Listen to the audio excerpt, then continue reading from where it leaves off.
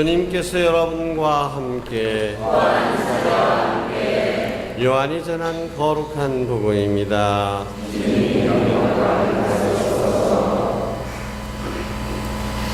하느님께서는 세상을 너무나 사랑하신 나머지 외아들을 내주시어 그를 믿는 사람은 누구나 멸망하지 않고 영원한 생명을 얻게 하셨다. 하느님께서 아들을 세상에 보내신 것은 세상을 심판하시려는 것이 아니라 세상이 아들을 통하여 구원을 받게 하려는 것이다. 아들을 믿는 사람은 심판을 받지 않는다. 그러나 믿지 않는 자는 이미 심판을 받았다. 하느님의 외아들의 이름을 믿지 않았기 때문이다. 주님의 말씀입니다. 그리스도님 찬미합니다. 앉으십시오. 전 예수님, 요즘 국무총리 후보자로 내정된 문창극이라고 하는 사람의 과거 강연 때문에 온 나라가 떠들썩합니다. 하느님의 뜻이라는 말 때문입니다. 하느님의 뜻.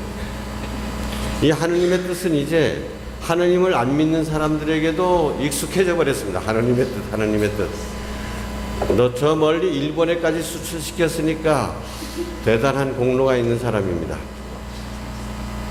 그런데 제가 오늘 이 자리에서 그가 국무총리로서 이런 얘기를 할 것이 아니라 과연 하느님의 뜻이란 무엇인가?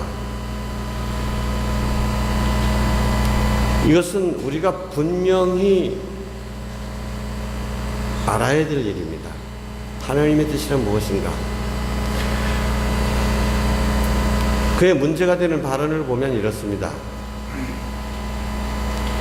2500년 동안 우리 국민들이 너무나 게을렀기 때문에 하느님께서 일본의 식민지가 되게 하셨다. 그래서 식민지가 된 것은 하느님의 뜻이었다. 이것입니다. 또 가만히 있었으면 남과 우리 이 한반도 전체가 공산화가 되었을 것인데 그걸 막기 위해서 하느님께서 남북으로 분단시켜 주셨다. 남북 분단은 하느님의 뜻이었다라는 것이죠.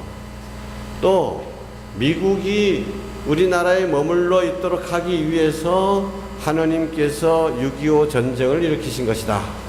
6.25도 하느님의 뜻이다. 이런 얘기입니다. 자, 여러분들은 이런 데 대해서 어떻게 생각하십니까? 우리 그리스도인들은 하느님께서 역사를 주관하신다는 믿음을 가진 사람들입니다. 하느님께서 모든 것을 창조하셨고 모든 것을 이끌어 가시고 모든 것을 섭리하신다.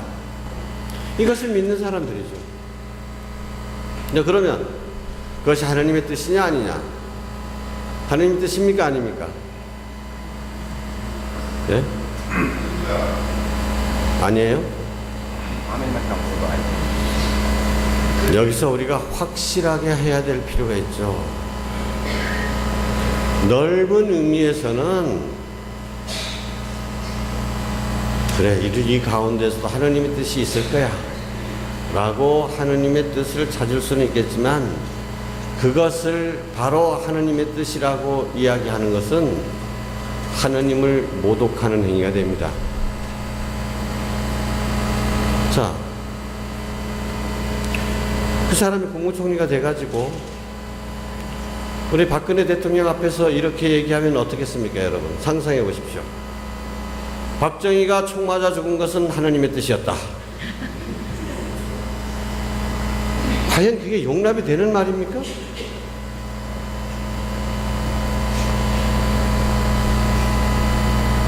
그런데 그들은 마치 하느님의 뜻을 자기가 잘 알고 있기는 한 듯이 하느님의 머리 꼭대기에 앉아가지고 그걸 하느님의 뜻이라고 이야기를 합니다. 이게 그 사람 혼자만의 문제가 아니라는데 더 큰 문제가 있는 것입니다. 그 사람의 강의를 듣고 그 열심한 신자들이 아멘, 아멘 하고 합장을 하죠.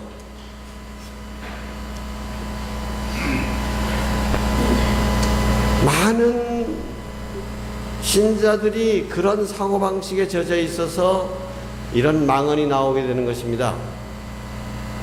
뭐라고요? 심지어는 세월호 참사도 하느님이 국가를 개조시키기 위해서 하느님이 침몰시켰다.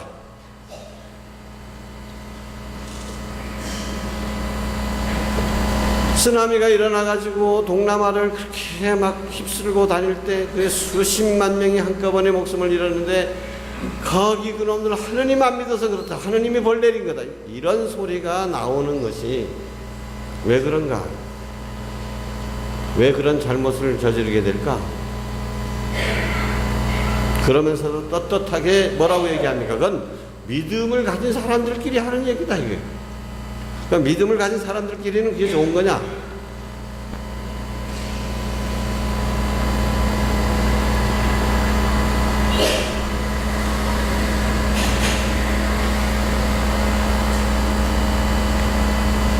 모든 것을 하느님의 뜻이라고 이야기할 때 함정이 있습니다. 어떤 함정이요? 하느님께서 인간에게 자유의지를 주시고 그래서 거기에 따라서 자신의 행동에 책임을 지게 하셨다라는 이 측면을 감춰버리는 거예요. 그러니까 일본이 우리나라를 식민지배한 것은 일본의 탐욕이죠. 그게 하느님의 뜻이 아닙니다. 약한 민족을 돌봐줘야지. 우리가 힘이 없다고 하더라도 그걸 그렇게 자기 나라를 위해서 수탈의 기지로 삼아서야 되겠습니까? 잘못된 일입니다. 6.25 전쟁 다시는 일어나지 말아야 될 우리 민족의 큰 비극입니다. 인간의 교만함 때문에 서로를 배려하지 않기 때문에 자신이 전부 가지려고 하는 욕심 때문에 일어나게 된 것이죠. 오히려 이러한 역사적인 비극을 보면서 인간의 책임을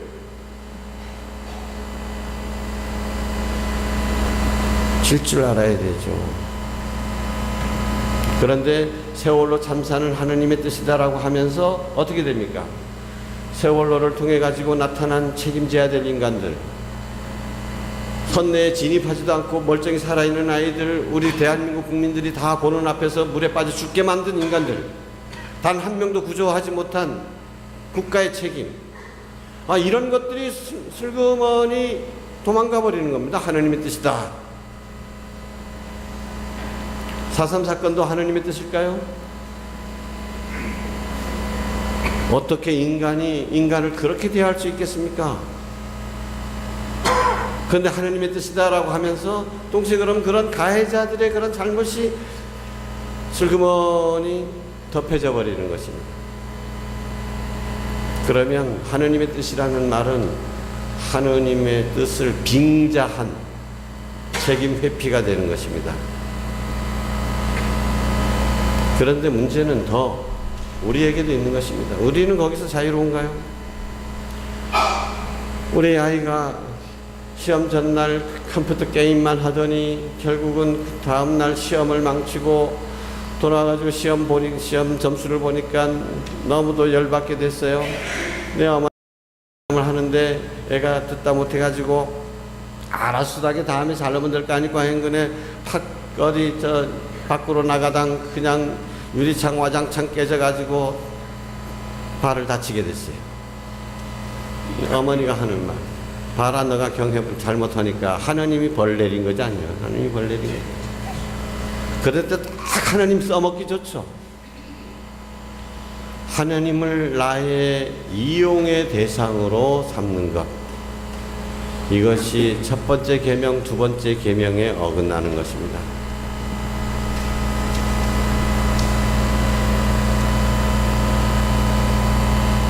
하느님의 뜻이란 과연 무엇일까요? 어떤 사람이 무절제한 생활로 술, 실컷 먹고 그래서 간이 나빠지고 줄 담배 그냥 피워대 가지고 폐가 시커멓게 되고 해가지고 병원에 누웠습니다. 자, 그럴 때 너 영 아픈 건 하느님의 뜻이요. 이럴 수 있을까요? 그게 하느님의 뜻입니까? 하느님의 뜻은 무엇입니까? 올바르게 살아서 절제 있게 살아서 건강한 몸뚱아리를 가지고 잘 살아가고 이웃을 위해서 봉사하라고 한 것이지, 이가 하느님의 뜻이지 그렇게 망가진 몸으로 병원에 누워있는 것이 하느님의 뜻이 아닙니다.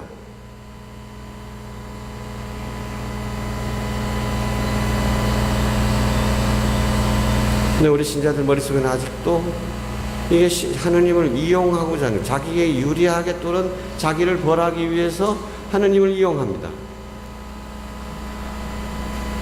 예를 들어서 어떤 교우분이 그렇게 아까 말씀드린 것처럼 뭐 그렇게 무질서한 생활을 한 것도 아니고 나름대로 성실하게 살아갔는데도 병이 걸려요. 병이 걸려서 진짜 무슨 병이 걸리는 게 무슨 누구 위암 걸리는 건 뭐 매운 것만 하익 먹어보면 걸린 거 안 걸어. 정말 그렇게 조심하는데도 또 병이 걸려요. 병이 걸리니까 이 사람은 누워가지고 아이고 나가 이처럼 이 그런 큰 병에 걸린 것은 무엇 때문일까? 하느님의 뜻이 어디에 있는가? 아, 지난번에 신부님이 나보고 구역장 허려내신 뒤 아내분한 하느님이 벌 준 거예요. 아니, 이런 식으로 남이 그렇게 얘기해도 안 되고 자신이 그렇게 생각해도 안 되는 것입니다. 그럴 때 어떻게 해야 되겠죠? 하느님의 뜻을 함부로 입에 오르내리지 말고 꼭 하느님의 뜻을 거론하고 싶거든. 하느님의 뜻이 어디에 있는지 모르겠어. 하느님의 뜻이 어디에 있는지. 아파 누워있는 사람한테 이럴 수도 있습니다. 그래요. 그렇게 몸져 누운 것이 하느님의 뜻이 아니라 그렇게 병원에 누워보니까 내가 무사기처럼 무질서하게 사라졌는고, 마누라가 그렇게 이야기할 때 술 좀 적게 먹을 걸, 우리 딸아이가 아빠 담배 끊으세요 할 때 저 빨리 끊어볼 걸, 이렇게 후회가 되면서 이제 조금이라도 나에게 기회가 주어진다면 난 정말 올바르게 살아야 되겠구나 하는 마음이 들어. 그래서 내가 누워있으면서 그래, 하느님께서 이렇게 누워있으면 병 걸리게 하심으로써 내가 새롭게 출발할 기회를 주시는구나, 이렇게 이건 하느님의 뜻일지도 몰라, 이런 얘기는 건전 좋은 얘기죠. 그죠? 근데 다른 사람이 너 임마 너 경해보는 하느님이 하느님 벌 준 거야, 또는 너 이 아픈 거 하느님의 뜻이다 라고 이야기해서는 안 되는 것입니다.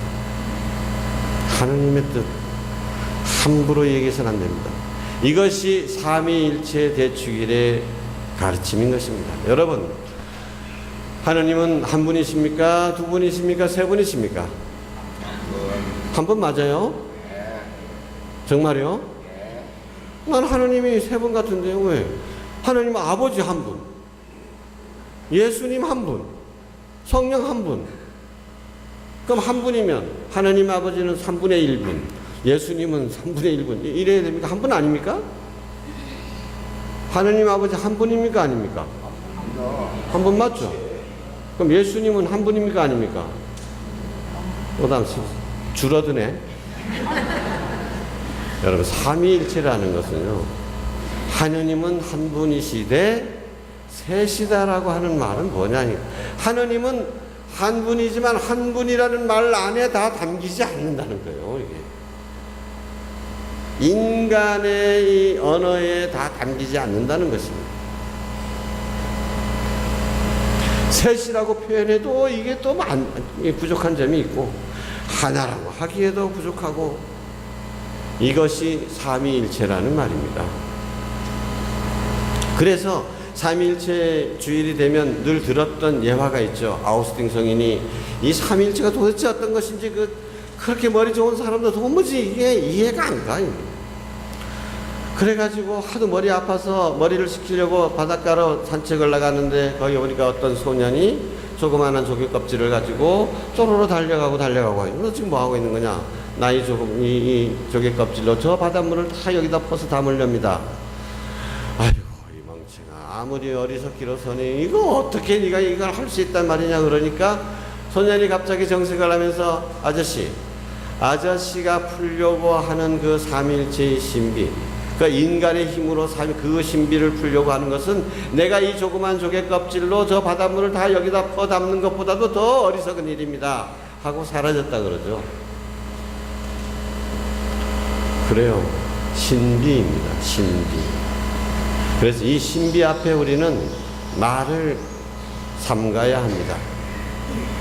이 신비 앞에서 이 신비에 대해서 이야기하려면 적어도 더듬거리면서 조심스럽게 혹시 하느님은 이렇지는 않을까? 혹시 하느님의 뜻이 여기에 있지는 않을까? 아주 겸손하게 이렇게 말을 해야 되는 것입니다. 이 신비를 놓고 마치 자기가 하느님의 머리 꼭대기에 앉아 있는 것처럼 이게 하느님의 뜻이다, 저게 하느님의 뜻이다 함부로 말을 내뱉는 사람들, 하느님을 모독하는 행위가 되는 것입니다.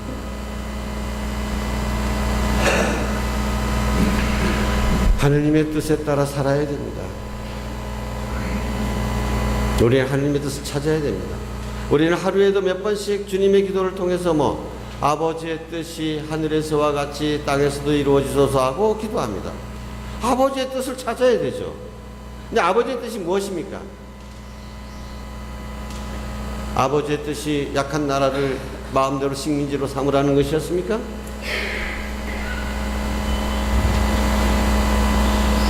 아버지의 뜻이 동족 간에 그렇게 수백만 명을 서로 죽이라는 것이었습니까?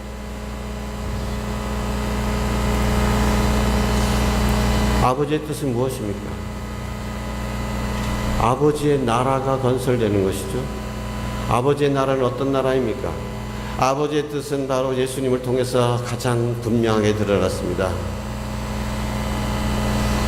서로 사랑하여라. 하나가 되어라. 아버지와 내가 하나인 것처럼 너희도 하나가 되어라. 삼위일체이신 하느님을 본받아서 우리 모두가 다 서로 사랑으로 하나가 되는 것, 이것이 하느님 아버지의 뜻입니다. 이 사랑을 위해서는 십자가를 져야 된다는 것이 하느님 아버지의 뜻입니다. 그렇게 해서 서로 섬김으로써 정의와 사랑과 평화의 나라를 건설하는 것이 바로 하느님의 뜻입니다. 이 하느님 나라 건설을 방해하는, 하느님의 뜻에 어긋나게 사는 것과 싸워나가는 것이 바로 하느님의 뜻입니다.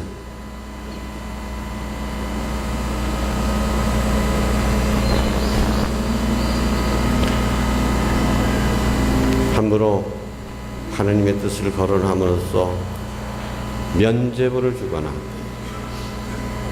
마땅히 책임져야 될 사람들이 책임 회피를 하게 돕거나 또는 자신의 책임을 다하지 않으려는 변명거리로 삼거나 또는 남을 꾸짖거나 이용하는 데 사용한다면 그것이야말로 하느님의 뜻을 어기는 엄청난 죄악이 되는 것입니다. 겸손되이 하느님의 뜻을 평합시다. 주님, 이 가운데서도 이런 비극 속에서도 내가 무엇을 하기를 바라십니까? 내가 어떻게 살기를 바라십니까? 우리가 어떻게 해야 하겠습니까? 하고 여쭤봐야 되는 것입니다. 그한 대답은 끝까지 우리가 이 세상 떠날 때까지도 안 올지도 모릅니다. 천국에 가서 그때 하느님께서 이런 뜻이 있으셔가지고 이렇게 나를 대하셨구나, 그때 가서 할지도 모릅니다. 알려주시면 알려주시는 대로, 모르면 모르는 대로 그냥 갖고 있어야지 함부로 이렇다 저렇다 하지 말아야 됩니다. 신비로 존중해야 되는 것이죠. 그러면서도 성령의 인도를 받아서 하느님의 뜻을 조금씩이라도 더 깨닫고 그렇게 묻고 거기서 따르면서 살아가려고 할 때 조금씩 더 하느님의 뜻이 우리에게 분명하게 나타나는 것이죠. 자, 삼위일체 주기를 맞아서 주님께서 가르쳐 주신 이 놀라운 신비를 우리가 머리로가 아니라 마음으로, 우리 삶으로 깨닫고 실천에 옮길 수 있도록, 그리고 함부로 하느님이 마치 내 손아귀에 잡히기나 한 것처럼, 내가 하느님 머리 꼭대기에 올라앉기나 한 것처럼 함부로 하느님을 이용하는 일이, 그런 잘못을, 그런 교만을 범하지 않게 해주시도록 기도합시다. 아멘.